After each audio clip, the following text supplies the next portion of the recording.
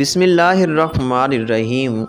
السلام علیکم میرے پیارے محترم ناظرین۔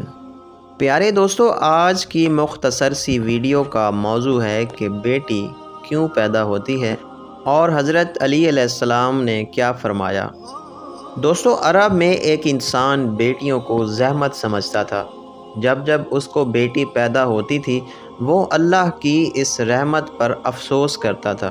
بس امام علی علیہ السلام نے اس کو بلایا اور فرمانے لگے، اے بندہ خدا، یاد رکھنا اللہ ہر کسی کو بیٹی نہیں دیتا، بلکہ اللہ جس انسان کو جنت میں داخل کرنا چاہتا ہے اس کے سارے گناہ معاف کرنا چاہتا ہے، جس کی آخرت کو خوبصورت بنانا چاہتا ہے اسے بیٹی کا تحفہ عطا کرتا ہے۔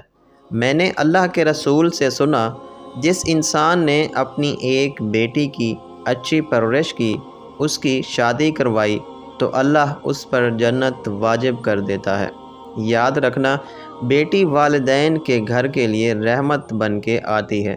تبھی اللہ نے اپنے محبوب کو اپنی رحمت بیٹی کی شکل میں دی، تاکہ انسانوں کے نزدیک یہ واضح ہو سکے، ہر شخص اللہ ایسے انسان کو عزیز رکھتا ہے جو بیٹیوں پہ شکر کرتے ہیں اور ان کی اچھی پرورش کی فکر کرتے ہیں، کیونکہ اس کائنات کا عظیم تحفہ کسی والدین کے گھر بیٹی کا پیدا ہونا ہے۔